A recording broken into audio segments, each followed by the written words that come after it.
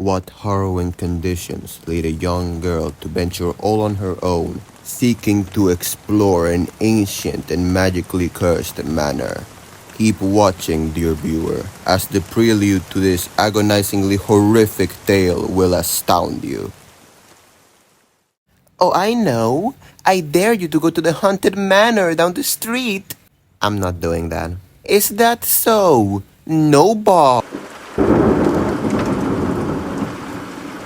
Well, shit.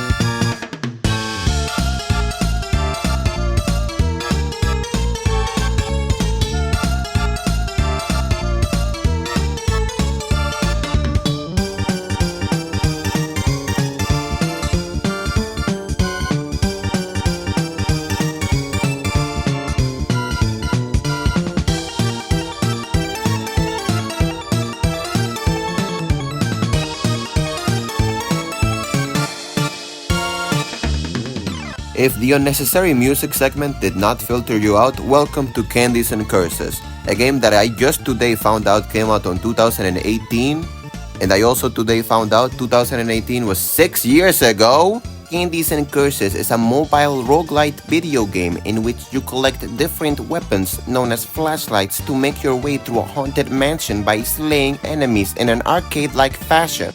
But no, yeah, it's a mobile game, so you're gonna have to deal with half of your screen being covered by bars, which I've eloquently put on the left and right because I'll be damned if I'm using the YouTube Shorts aspect ratio.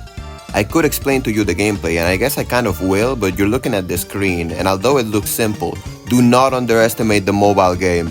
Because it is made for cellular devices and to be played vertically, you move by swiping literally up and down, and to the sides if you're using a sword. Again, it portrays a sense of simplicity, but when the screen's filled up with enemies, you have so much to think about that in fact you're thinking of nothing. You move up and down on the little floors that you see on the screen, slaying enemies that happen to cross the flash of your, well, flashlight. The gameplay may not look that fun or intense just watching it, but when you're the one in there, it kinda gets crazy. After slaying a certain amount of enemies in every given level, you fight a boss. Obviously enough, perhaps the most common video game trope in existence. The bosses range from, this is way too easy, to, how do I even predict this? At the end of every level, you go to a place called the Treasure Vault, where you can pick one from many candies, or curses, which have an effect that completely alters your gameplay. And from completely alters your gameplay, we're talking like plus 4 HP or, is that the Grim Reaper?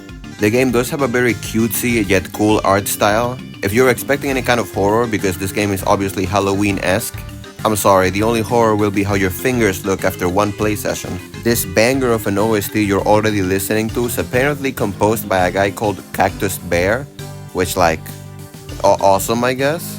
As you can tell by the gameplay, there are different types of weapons you can use, which have different ways of attack. The one I am currently using is absolutely dog shit. I mean to say I'm not well versed in the utilization of this weapon, as the flames that orbit around the character are hard to keep track of and account for in combat. Also yes, by virtue of being a free mobile game, there are microtransactions which I won't show simply because I haven't even seen them or looked into them whatsoever. They are not at all essential to the gameplay and as far as I am aware entirely cosmetic, if you ignore the ads. Quite literally, my only two possible complaints about this game is, oh my god, a mobile vertical game with microtransactions and my life, and the fact that it ends, like really shortly too. It's not even a particularly long game. It's like 1 hour, technically, maybe 2. Of course, you're gonna fail and die trying a couple of times still.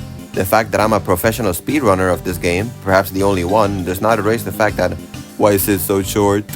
Other than that, I can only sing praises to this game, which I have been on for 3 years as its only advocate for some reason. Underappreciated gem. Can we get a video essay on this? Speaking of videos, did you know that only a certain percentage of my viewers are subscribed? Nah, I'm playing with you. I don't even have that statistic actually. But I mean, like, you know, between you and me personally, if you wanna like give a like or subscribe or comment or show appreciation, you know, I'll always be open. It's free. It only costs your immortal soul. I mean it's free. Outside of the main gameplay loop, that is to say after you finish a run, You get currencies known as souls and ectoplasm, which you can use to upgrade your weapons to make them more effective, and purchase things known as charms, which carry over between the runs and give you an advantage which cannot be taken away upon death. Despite the main gameplay loop of this game being literally move left and right and up and down on occasion to kill enemies appearing on different platforms, they did work with the limitations rather well. There are certain occasions in which the fact that you have to be constantly moving in a direction is actually a disadvantage because the character can't seem to stand still. It's okay though because it's Mollipop, best protagonist, the GOAT, and Solos your Burso. All sins are hereby forgiven. Another game mechanic which I've neglected to mention is the chain meter at the top, which essentially is the combo of ghosts you've killed in a row without taking damage or letting any amount of time pass. This is actually a main method of healing, as when your gauge fills up to a certain amount, you get dropped a heart on the stage, which you have to go all the way to wherever it plays to heal and hope to God you don't get hit on the way. Keeping a combo to heal is ironically more related to Ultra Kill than anything else somehow. The game doesn't have that many elements which I haven't mentioned because it's just a simple roguelite arcade-like mobile game that's, again, sadly very short.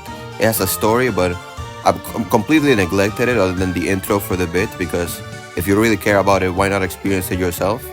But most importantly, the game is enjoyable, which is more than I can say for like 99.9% of all mobile games. And it is a very good one at that. Perhaps one of my favorites even. Henceforth, I recommend you, my dear viewer, who are presumably doing nothing sitting on a chair, or you have this on the background, or you're already looking like this, to go ahead and give this wonderful game a try. As for me, I will now be taking my leave to celebrate my Halloween. What do you mean we don't even celebrate Halloween here? So why did I even make this video?